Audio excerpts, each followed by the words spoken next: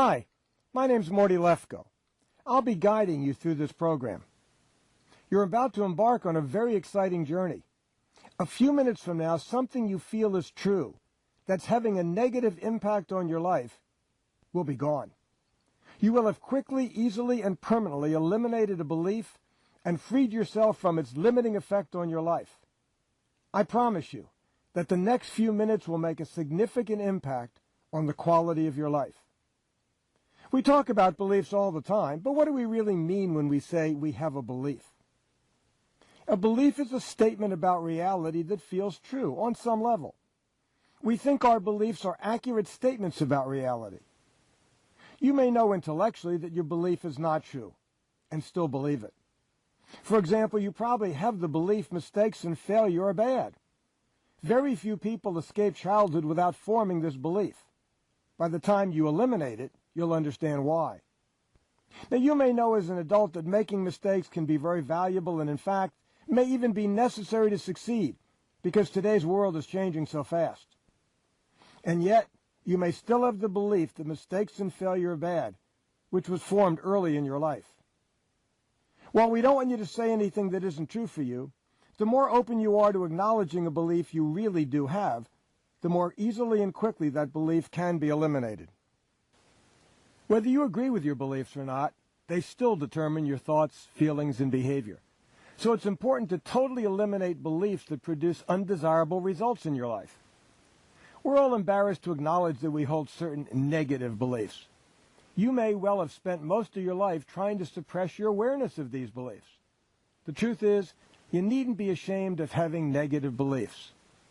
CEOs, professors, famous writers and performers have beliefs just like the one you will eliminate on this program. I've had an awful lot of them myself. So back to mistakes and failure are bad. During this process, I'm going to ask you a bunch of questions. The process works if you answer each question out loud. It usually doesn't work if you don't. So please answer each of my questions out loud, even if the answer is only yes or no. I'll remind you to answer out loud throughout the process because I'm committed to you eliminating this belief permanently by the time you complete this process in just a few minutes. If you need more time for your answers, please click the pause button just below the picture.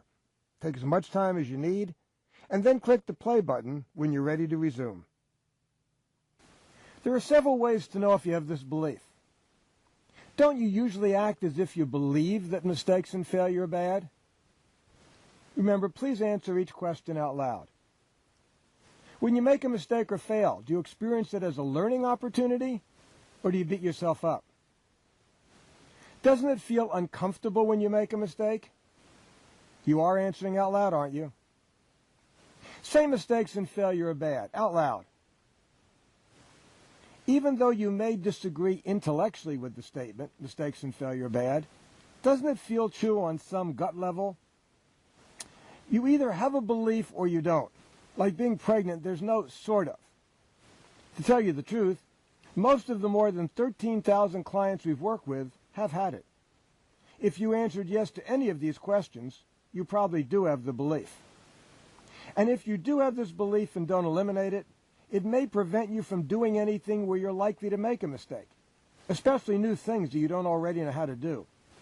It could keep you from speaking up when there's something you have to say. This belief could be a significant barrier to getting what you want in life. Please say the belief out loud again. This gives you the opportunity to experience what it feels like. You'll say the words out loud again at the end of the process and will experience what the same words feel like when you no longer believe the statement. Based on our experience with thousands of clients, I can honestly say that most people have this belief. But if you're absolutely certain that you don't have this belief, please click Next Belief and proceed to the next belief. If you believe, like most of us, mistakes and failure are bad, please type this belief into the space provided on your computer as soon as I stop speaking. To continue with the process, please click Continue on your screen below when you finish writing and saying, mistakes and failure are bad. The next step to eliminate a belief is to figure out when you formed it.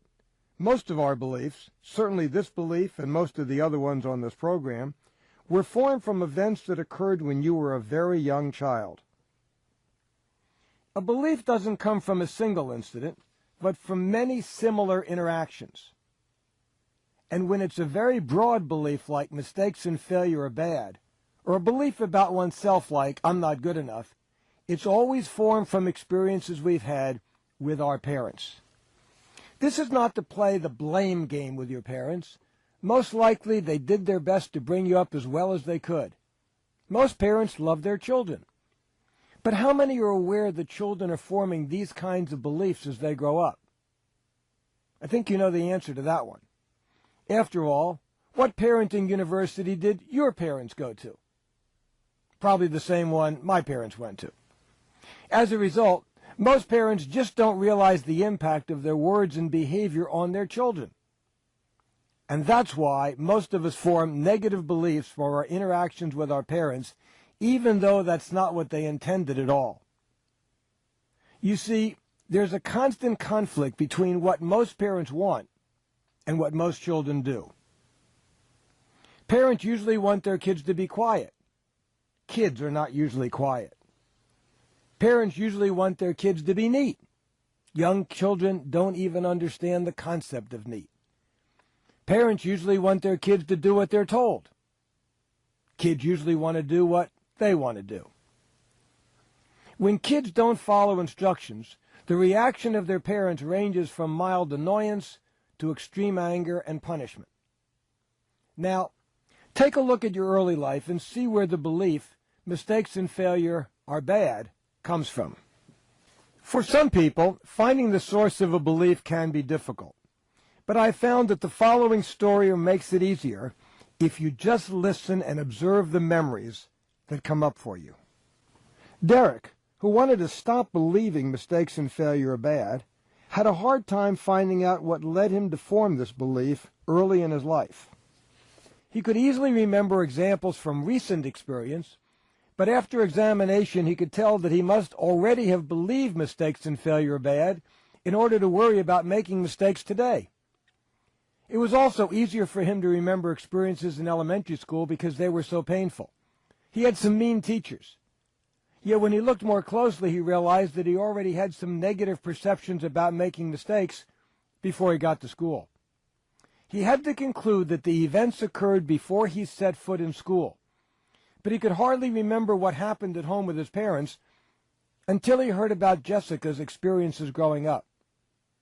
You see, when Jessica was a child, she did ordinary things that most children do and that most parents find upsetting. Sometimes she spilled things, and her parents would frown at her and tell her to be more careful next time, with a slight edge to their voices. Sometimes she left things out which later were ruined, and her parents would ask her, "When are you going to learn to put things away?" Sometimes she would forget to do things her parents asked, or forget to refrain from doing something she was told not to do. And they said, "How many times do I have to tell you, can't you ever do things right?" Once Jessica recalled these experiences, she knew what had led her to conclude mistakes and failure are bad. When Derek heard about Jessica's experiences, he began to remember how his parents reacted to him when he didn't behave the way they wanted him to. His experiences were very different than Jessica's. His parents' disapproval was far more subtle. In fact, his parents were very kind most of the time, but they still expressed disapproval at some of his behavior, and it's those times that led Derek to form his belief. In fact, Derek also realized that he didn't even need to remember what he was doing that got his parents upset. He only needed to know how they reacted when they didn't like his behavior. So look inside to find out how your parents reacted when you didn't do what they wanted, when they wanted, or the way they wanted. It's okay if one experience comes to mind. It's also okay if 100 experiences come to mind. What's important is that you know that no one event led to the belief. In fact, in most cases, a belief is formed from many similar experiences. So even if you remember only one event, it's just an example of the way your parents usually reacted when they didn't like your behavior. It's important to keep this in mind as you proceed through the remaining steps of this process. Now, you may not have experienced the exact situations I just described in your childhood, but I bet you probably did experience something like them. In some families, the disapproval and criticism is subtle, and in others, very obvious. But it's almost always there. Even if you're unable to remember specific events, the process will work if you have a sense that similar events occurred when you were a child, and you can visualize the way your parents would have looked and or sounded as they responded to you. Remember, the purpose of this step in the process is not to make your parents wrong. Even if you had a wonderful childhood and had great parents, very few of them are able to keep from getting annoyed with the behavior of their young children. And if you can't remember your childhood, don't worry. There's a way to complete this step even if you have no early memories. I can't remember anything before the age of 6 and very little before the age of 9. And I've eliminated several hundred beliefs and have had several major changes in my life. To begin with, you don't need to remember specific incidents. As long as you have a sense that one or both of your parents got annoyed or angry when you didn't do what they wanted, when they wanted, the way they wanted, and you can imagine what that would have been like, that's all that's necessary. Here's another way to find the source of the belief. Recall whatever you can of your relationship with your parents when you were a bit older. Maybe when you were in elementary school, junior high, or even high school. How did your parents react when you didn't do what they wanted, or didn't do things the way they wanted you to do then? How did your parents deal with a younger brother or sister? This will make it a little bit more real how they probably treated you when you were a small child. When you imagine how they responded to you, doesn't it seem like you could see mistakes and failure are bad in those events? If so, you found the source of the belief. I don't mean you were consciously thinking this at the time. Most of the time when we conclude something, we don't say it out loud or even internally. But often in hindsight, it's clear that we did in fact conclude something about what was happening.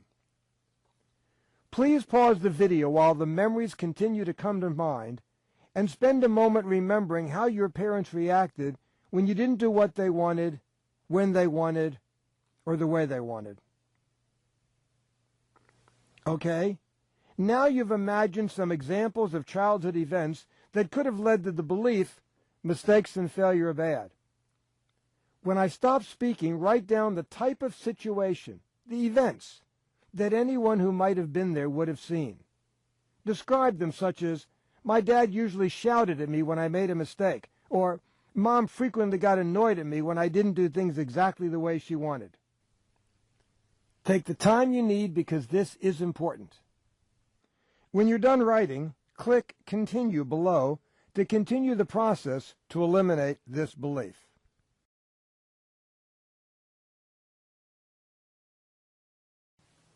Look at the events you've written down. Can you see that the conclusion you reached, mistakes and failure are bad, is a valid interpretation of those events? Would you say that many children the same age as you, who had the same experiences as you, would have formed the same conclusion you did?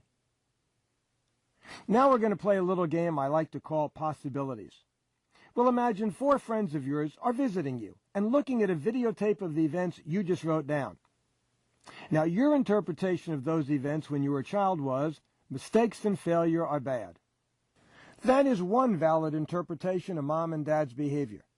That interpretation wasn't wrong, but there are other reasonable interpretations of the same childhood events that you just didn't think of as a child.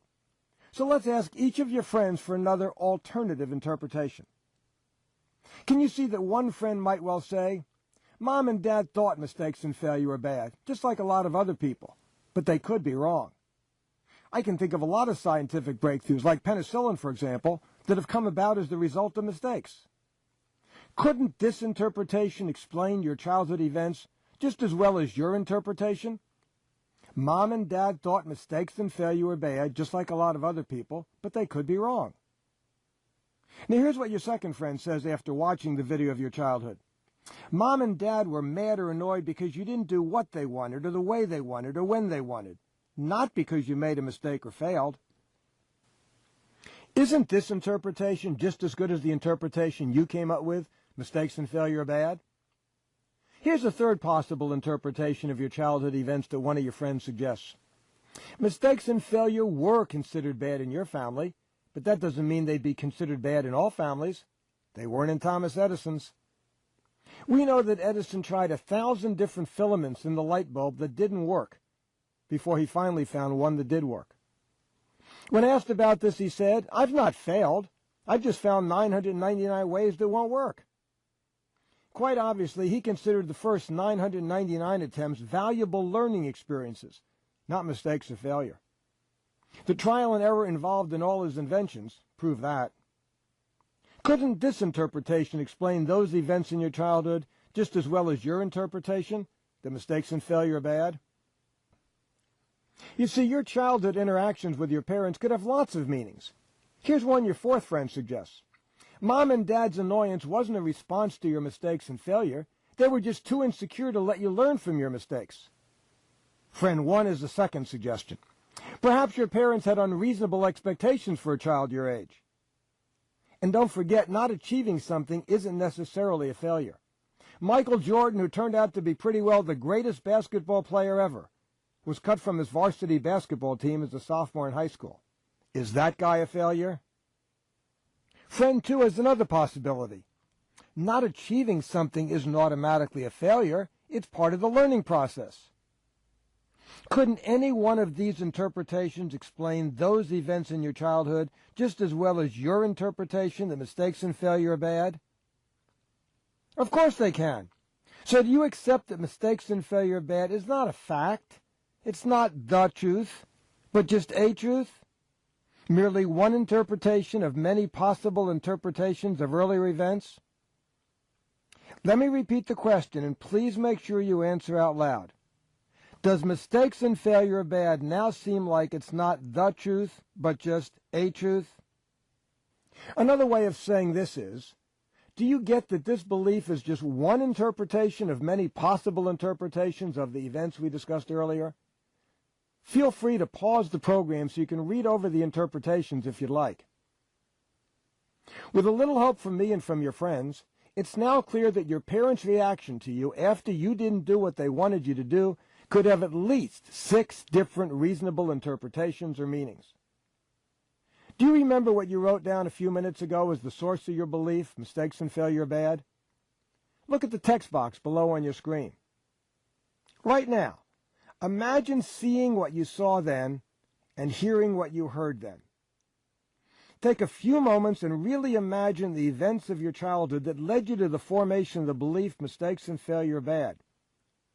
Didn't it seem when you were a child as if you could actually see mistakes and failure are bad in those early events with your parents? It did, didn't it? You may have the sense you didn't see the belief, you felt it. Once you formed the belief mistakes and failure are bad, you probably did feel it. I'll say more about the feeling in a minute, but what I'd like you to focus on now is not the feeling, but on my question. Didn't it seem as if you could see mistakes and failure are bad, as if it were out there in the world? Here's why we usually think we can see our beliefs. What happened was that you looked at events that could have had many different meanings, and chose one, which was mistakes and failure are bad. By attributing that specific meaning to the events, each time you saw Mom and Dad's behavior, it was as if you could see that meaning in their behavior. But you didn't discover the meaning in the events. You attributed the meaning to the events. They had no meaning before you gave them one. Look at the lemon on the screen. Can you see the lemon without seeing the yellow? No. The color is inseparable from the actual object. You can't see one without seeing the other. Even imagining the lemon will cause you to imagine the color yellow. It's the same when you attribute a meaning to an event. Once you do, seeing the event is the same as seeing its meaning for you. Right now, imagine being a little child and seeing Mom and Dad's behavior and expression and hearing their words and tone of voice. As you imagine it, right now as a little child, doesn't it seem as if you can see mistakes and failure are bad? It does, doesn't it? But did you really see mistakes and failure are bad? Before you answer, here's what I mean by seeing something. You can see the computer you're using now, right? What color is it? What shape is it? Where is it? Isn't it true that anything you can see can be described by shape, color, and location? You answered yes out loud, didn't you? Well then, what did mistakes and failure are bad look like when you were a child? What color was it? What shape was it? Where was it? Did you ever really see mistakes and failure are bad? Can you even see bad? Yes, I know you saw Mom and Dad's behavior when they were annoyed with you, and you heard them criticize you. Anyone could have seen that. But you just realized that what you saw and heard could have many different meanings in addition to the one you gave the events, which was mistakes and failure are bad. You may respond, Mom and Dad said mistakes and failure are bad. I heard them say it. You may have heard them say it, but you never heard that it was true. One interpretation of their statement is they were right. Another interpretation is they are wrong. It's clear that anything you can see, like a person or an object, can be physically described. So if you can't physically describe what mistakes and failure are bad looks like, is it clear now that you never really saw it? Now, if you never really saw mistakes and failure are bad, what did you see? Imagine being a little kid again and tell me what you're seeing right now. Is it clear that all you really saw was the reaction of one or both of your parents when you did something? In other words, all you really saw was a series of events, right? I heard you say yes, didn't I? Remember what I pointed out a few minutes ago. What happened was that you looked at a series of events which can be interpreted in many different ways. You gave the events one meaning, which was mistakes and failure are bad. By attributing that specific meaning to the events, each time you saw Mom and Dad's behavior, it was as if you could see that meaning in their behavior. But you didn't discover the meaning in the events, you attributed the meaning to the events. Can you get that they had no meaning before you gave them one? I'm going to make an important distinction between consequences and meaning. There clearly were consequences to your parents' behavior. You got yelled at or punished, or your parents didn't talk to you. That was an unpleasant consequence. But was there any meaning to their behavior? Let me explain what I mean by meaning. Imagine you're in a room and someone you know comes in and doesn't speak to you. What might you automatically think?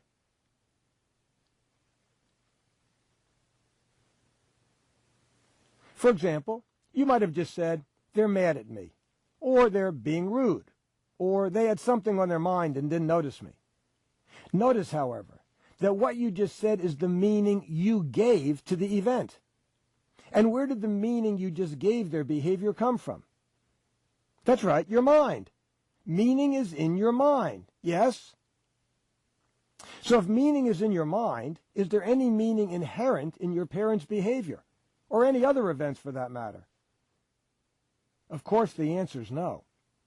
So it's not that what happened to you as a child didn't matter. It just has no meaning. Is it real now that the events had no meaning until you attributed one to them? Here's another way to understand that events have no inherent meaning. When I say that, I'm saying that you don't know anything for sure about you, about other people, or about life as a result of these experiences. What do I know for sure about mistakes and failure from knowing how your parents treated you when you were a child? Nothing. And if I don't know anything, then you don't either. Now finally, if you never saw mistakes and failure are bad out there in the world, where has it been all these years?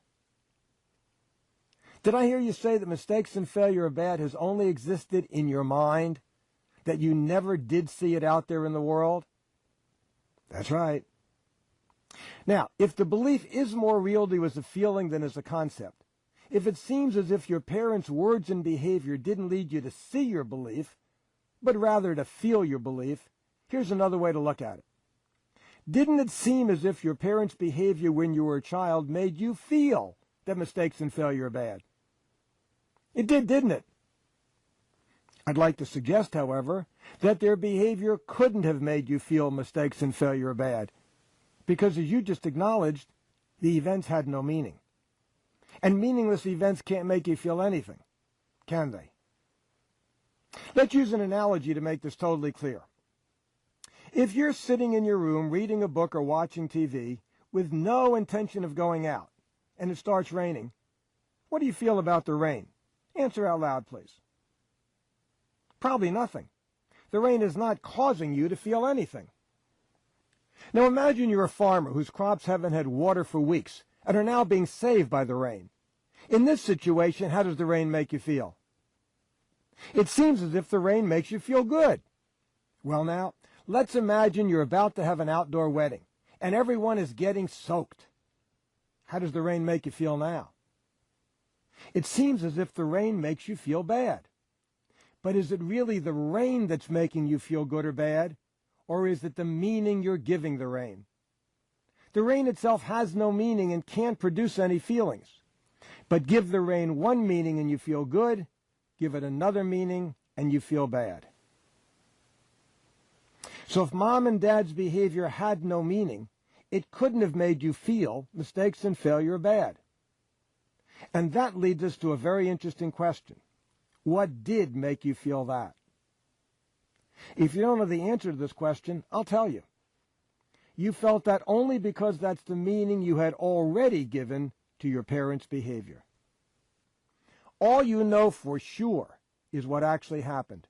Your mom and dad sounded angry or annoyed and perhaps punished you when you didn't do what they wanted you to do when they wanted you to do it. Let me help you make this real. Imagine that I had been there when you were a little child and had shown you the alternative interpretations for your parents' behavior.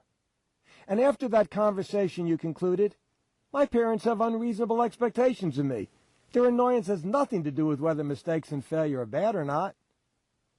Now imagine being a little kid, and that after this conversation mom and dad get annoyed at something you did or didn't do. Notice how it feels to be a child who's thinking, my parents have unreasonable expectations of me. That's why they're annoyed, not because mistakes and failure are bad. You can use the pause button below to pause the video while you make this childhood scenario more real for yourself. When you're done imagining, press the play button.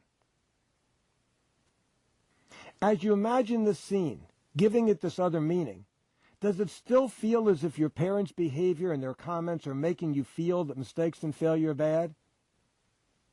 Probably not. And if you didn't feel mistakes and failure are bad then, would you feel it now? Again, you've probably just answered no out loud. So mom and dad's behavior never caused you to feel mistakes and failure are bad. That feeling came from your interpretation of their behavior. And since your feelings were not caused by events in reality, they were only the result of the meaning you made up to explain the events, is it real your feelings tell you nothing about mistakes and failure?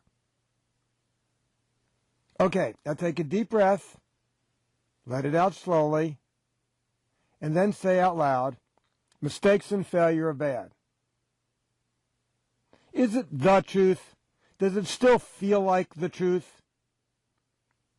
You might say, of course mistakes and failure are not bad. How could I possibly think that after going through all this? But I'm not asking if the belief makes logical sense. I'm asking you to look at the statement in the same way you did when you started working on this belief. Does it still seem like mistakes and failure are bad is true on a gut level? Does the statement feel true? Or do the words feel flat now? Don't forget that we form beliefs to give meaning to events that have no real meaning. Having done that, we then think we observe the meaning in the events, out there in the world. It becomes a fact for us. Once we realized that the earlier events never had any real meaning, that the meaning was only in our mind, that it was never a fact, and that the feeling we had was caused by the meaning we gave meaningless events, the belief disappears forever. Take another deep breath, then let it out, and say out loud, mistakes and failure are bad. Doesn't it feel very different when you say these words now than when you said them at the beginning? Is there any sense of believing the statement at all? Unless the belief is 100% gone, so the words have no emotional meaning for you, you probably still have the belief. Remember, holding a belief is like being pregnant. You either is or you ain't. There's no sort of. The way to know if a belief has been eliminated is not to look at your feelings or thoughts in the past when you did have the belief, or even try to guess how you'll feel in the future. The belief felt true on some level when you started, or you would not have spent time on this program. When you say the words of the belief now, mistakes and failure are bad, do they still feel true like they did when you started? Or do they sound sort of meaningless? If there's no emotional resonance when you say the words, the belief is gone. It might be difficult to accept that a belief you've lived with for many years can be eliminated in about 30 minutes. And yet that's exactly what's happened tens of thousands of times using the Lefko method. If mistakes and failure are bad feels true at all, even a little bit, then you probably still have the belief. You probably need to review the last part of the process a second time, because on some level it still seems like you saw your belief. Once it's clear that you never saw mistakes and failure are bad, the belief will be totally gone. So if this is the case, please click the repeat button to repeat that step of the process. I want to congratulate you. You just eliminated a belief you've been living with for most of your life. Do you know that some people, possibly even you, spend years trying to get rid of a belief, and you just did it in about 30 minutes? Your fear of making mistakes and your lack of self-confidence won't stop after eliminating only one belief. But by the time you've eliminated all 19 beliefs and the 4 conditionings in this program, or at least the ones you actually have, you'll be aware of a dramatic shift in your thoughts, feelings, and behavior, especially in your level of self-confidence. I promise. Getting rid of the next belief is crucial to improving your level of self-confidence and reducing your need for the acceptance and approval of others. If you believe I'm not good enough, which is the next belief, you may need the approval of others to make you feel that you are good enough. When this belief is gone, the little voice in your head that criticizes what you do will quiet down. You may find that getting rid of the critic in your mind and getting one belief closer to being able to openly disagree with others is definitely worth the few minutes it'll take. You now have a choice. Either click Next Belief and move on to the next belief, or make sure this program is bookmarked and close it. Then make a note to yourself when you plan to return and eliminate some more beliefs.